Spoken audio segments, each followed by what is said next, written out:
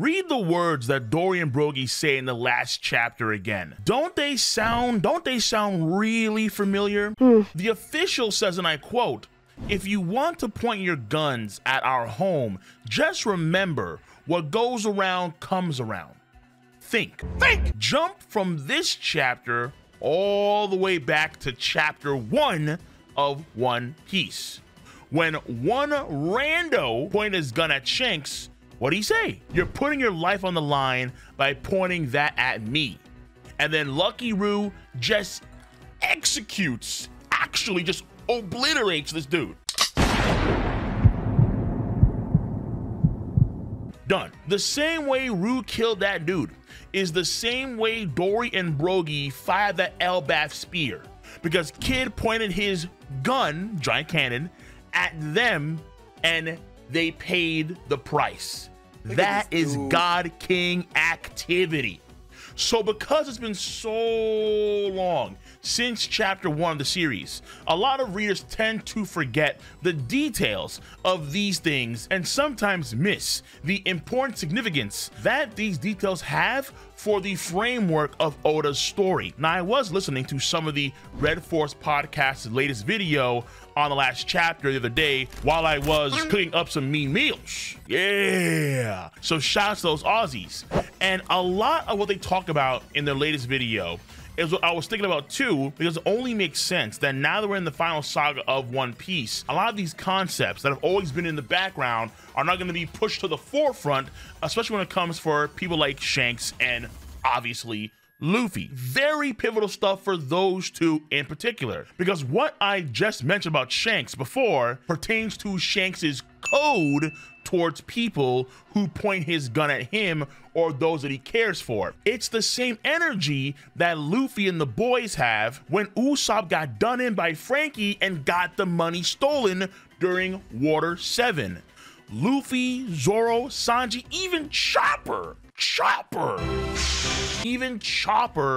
pulled up while Frankie was out and handled business with his family. Those were some glorious times. And in chapter 1076, Shanks told the giant Kid that he would go out to sea and meet Kid since he didn't want the area that he was in to be a battlefield. Shanks takes care of people who feed him and treat him, and of course the boys. The same for Luffy at the beginning of Wano Country when Otama gave her rice, a very important meal, to Luffy. He made sure to do well on his promise throughout the entirety of the Wano arc to make sure that she would never have to worry about clean drinking water and food ever again. There are codes, hard-written lines that many pirates live by, and if they are broken, then there is hell to pay. Big Mom, despite my reservations for Big Mom during the Onigashima raid, she kept that same energy with Otama and Okobore Town since they did feed her and take care of her. And Big Mom, when it comes to meals, she does not mess around.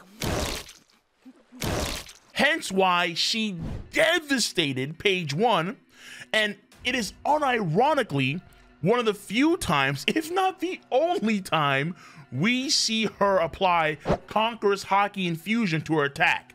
That punch. The code was broken and somebody had to go see Jesus to make amends. Whitebeard is also a huge proponent of codes and how he treats his Nakama, his sons, family. I don't have friends, I got family. Dom Toretto style, and how they treat each other. This is exactly what he was talking about when him and Shanks had their meeting way back when. And one of the last things he says in his life in chapter 576, when he swore revenge for 4th Division Commander Thatch in front of everyone, someone of course in particular. Luffy and Shanks are very similar in these kind of regards.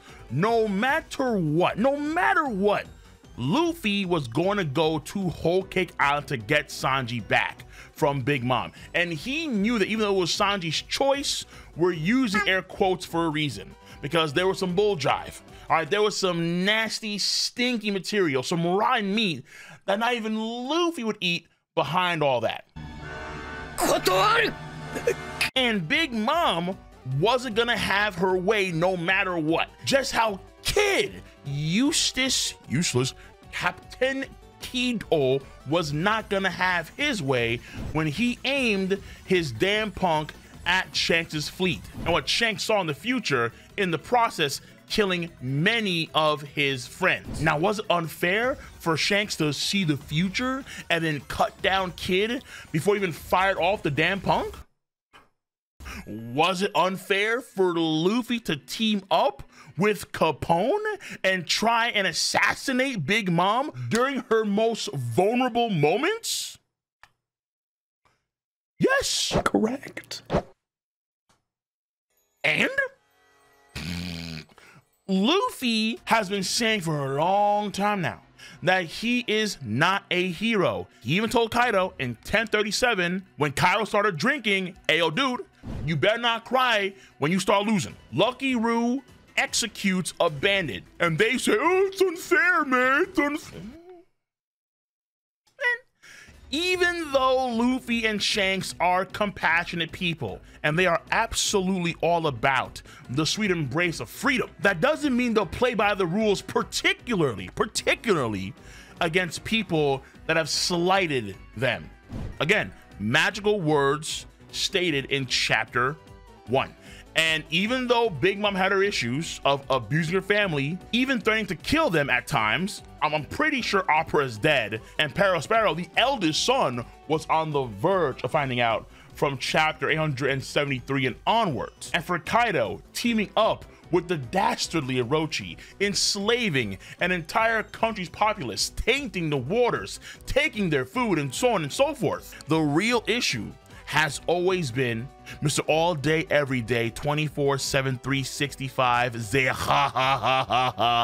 Team Blackbeard. Oh, that has always been the issue. For that guy, it is Game of Thrones activity with him. Oathbreaker and Code Slayer. That is the issue when it comes to Blackbeard. Even though he's done very unsavory things, like having no issues with his underlings dying, staying petrified in 1059, and was ready to kill Boy Hancock, or even he snuck Law and his boys in 1063, it is the killing of Thatch that shows how morally bankrupt he really is and why he's so dangerous. He has no real code, no real moral line, and ultimately is willing to do the worst thing, anything at all, to get his way. But what did we find out in the latest chapter of One Piece? What did we find out? Tell me. This man Shanks in 1054 pulled up to Wano country because of Blackbeard. Shanks is looking for the smoke. Where's he at? Where's Black? He was deliberately looking for Black. That is God King activity. Damn right. Shanks ain't ducking the smoke. He's trying to initiate the smoke with Blackbeard. And as far as we can tell, of course, he would be there to prevent Blackbeard from taking out the young shoots that just took out 2 emperors. In Blackbeard's case, what would he do? He would kill all of them, take all their abilities, and hoard their poneglyphs when they were down and out, when they didn't have any energy left in the tank. Man. But again, what do we see in the latest chapter? Hey, Yasop, is Kid healed up? God King activity. I will smite him at his best. Hey, in 1076, what does Luffy tell Rob Lucci? You better not go after my friends and the Vegapunks just because you can't beat me in a fight. Got it? Sun God activity. Oh. So, ladies and gentlemen, boys and girls, at the end of the day, one of the core main reasons why Shanks is the God King, the unequivocal greatest pirate alive in the world of One Piece. Outside of his peerless power, That's right. the enigma activity of Shanks, with layers of complexity surrounding his character, and of course, the outstanding placement that Oda inserts Shanks into the story. It is the pure and simple fact that Shanks is the hardest and deepest moral bedrock for the series. The moral activity of the sun god, Nika, Luffy, is the moral activity of the God King Shanks. He who is closest to Pirate King and currently the freest man in the oceans.